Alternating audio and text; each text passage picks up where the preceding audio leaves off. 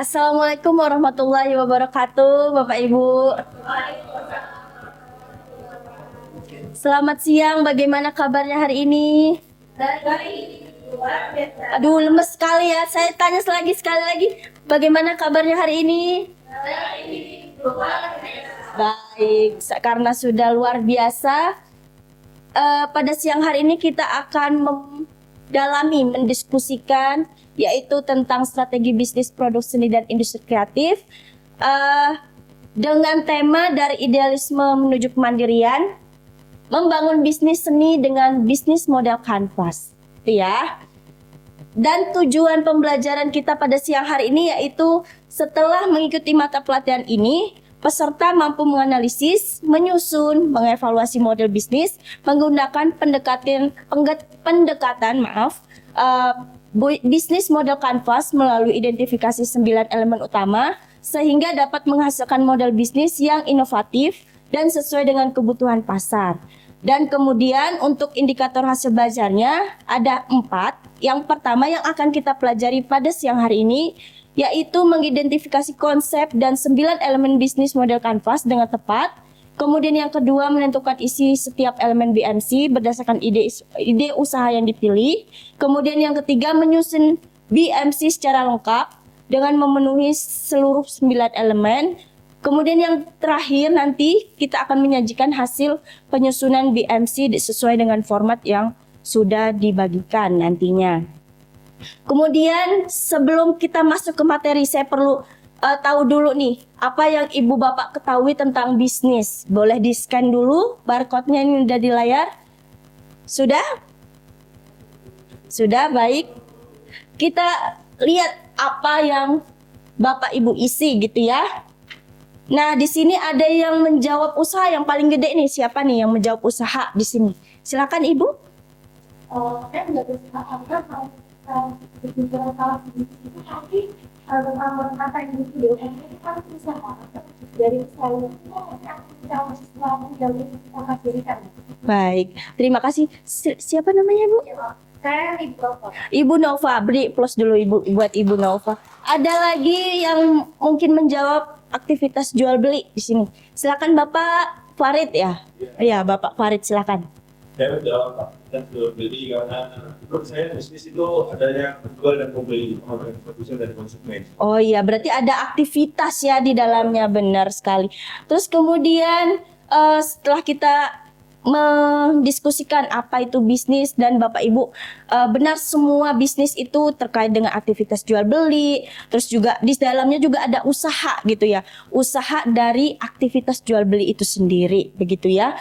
Setelah kita memahami bisnis, kita perlu berbisnis dengan apa? Dengan bisnis model kanvas. Ketika kita ingin berbisnis, kita perlu mengetahui apa saja yang ingin kita lakukan nantinya. Dengan bisnis model kanvas ini terdiri dari 9 elemen dengan kata kunci yaitu strategi, bentuk visual, manajemen, dan kerangka gitu ya.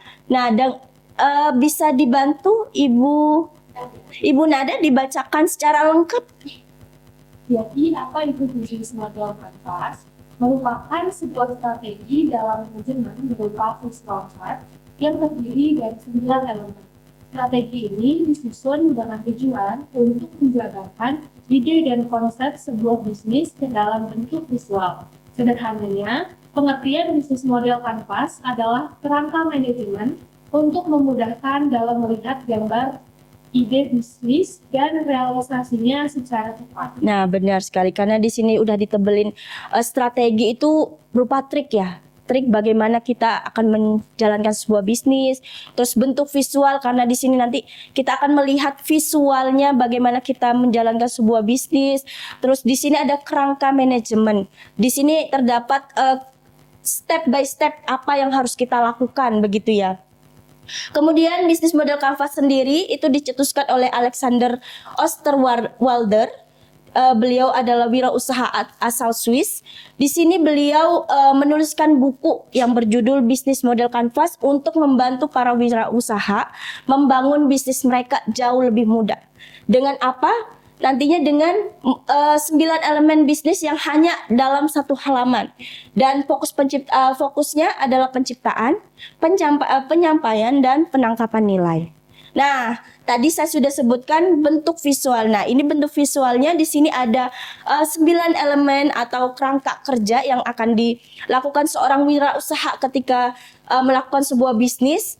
Nanti saya akan membagi menjadi 2 kelompok. Di sini Bapak Ibu akan mengisikan kerangka kerja yang ada di depan, lembar kerja yang ada di depan. Silakan, sudah saya bagikan ya tadi ya terkait ininya. Nah, ini Bapak Ibu akan menuliskan atau menempelkan apa saja kata kunci yang terkait dengan 9 elemen tersebut. Silakan. Saya beri waktu selama 5 menit. 5 menit cukup? Ya udah 8 menit deh. Silakan Bapak Ibu.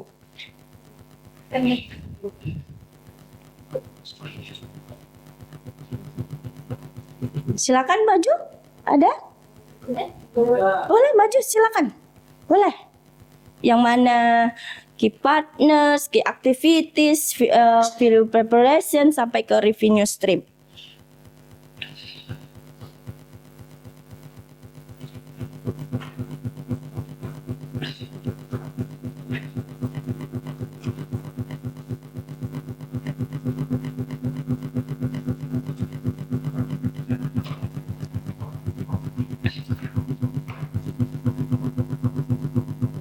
Baik, sudah semua ya Bapak Ibu.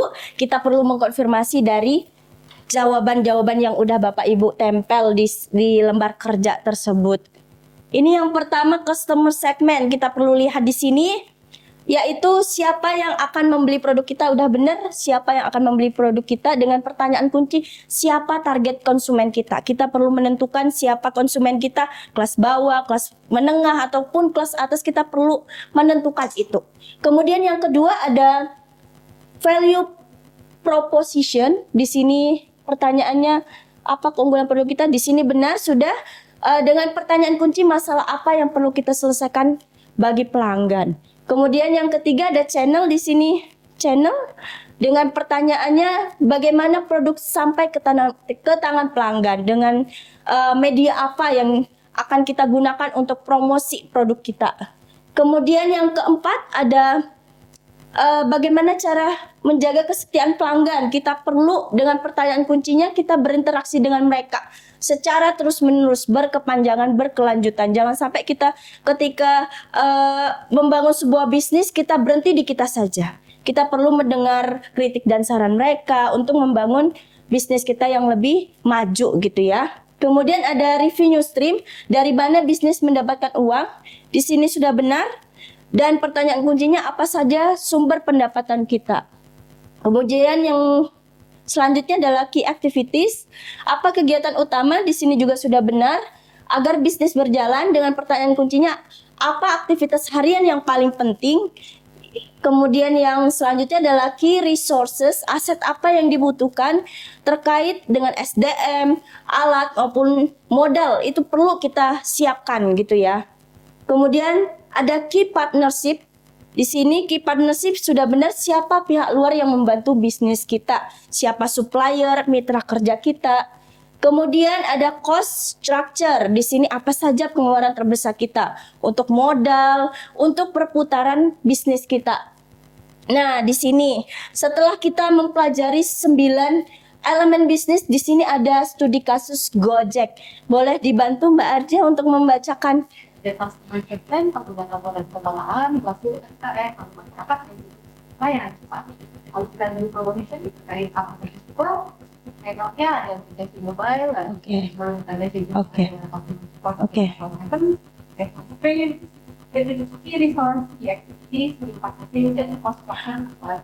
Oke, baik.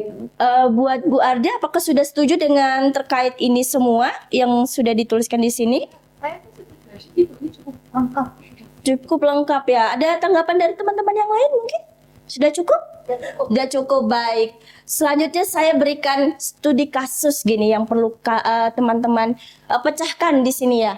Di sini ada, sudah saya tuliskan 9 elemennya dan berdasarkan dengan isi-isinya, dan bisnis apa yang tercetus dengan dari 9 elemen dan isi-isinya ini? Silakan, siapa yang mau menjawab di sini? Terkait bimbel, mungkin ada yang mau menanggapi? Online tadi ruang guru atau Genius gitu. Nah, benar sekali Bapak Ibu. Benar. Nah, ini juga perlu ya di sini bimbel tapi online. Nah, ini ada di value proposition. Nah, keunikannya bimbel tapi online. Jadi bisa diakses di mana saja. Itu menjadi nilai lebih dari suatu bimbel dibanding bimbel-bimbel konvensional lainnya gitu ya. Kemudian studi kasus yang kedua, bisnis apa? Ada yang mau menjawab? Netflix. Iya benar. Nah ini aplikasi untuk menonton gitu ya bagi pecinta untuk yang pengen nonton tapi pengen rebahan gitu ya di rumah. Nah ini bisa menciptakan bisnis berdasarkan dengan 9 elemen dan isi-isinya ini gitu ya. Kemudian setelah kita mempelajari dari 9 elemen yang kita pelajari tadi, mungkin ada yang ingin merefleksikan teman-teman. Silakan. Dampak apa yang saya dapat dari pembelajaran dari ini, saya lebih bisa memahami bisnis dengan cara pandang yang lebih luas lagi. Oke. Grup saya memang juga ada usaha. Setelah dapat pelatihan ini saya merasa lebih bisa gimana sih usaha saya itu bisa berkembang lagi dengan Oke, terima kasih Mbak. Berikan aplaus dulu buat Ibu Cesa. Terima kasih Ibu Cesa. Setelah kita merefleksikan kita mempelajari BMC, di sini didapatkan kesimpulan bahwa BMC itu merupakan instrumen yang sangat efektif untuk mengubah idealisme penciptaan produk khususnya di bidang seni dan industri kreatif menjadi sebuah kemandirian bisnis yang nyata. Nah, sebelum saya tutup dulu dengan pantun dibantu cakepnya ya. Oke. Burung merpati terbang ke taman, hinggap sebentar di dahan jati.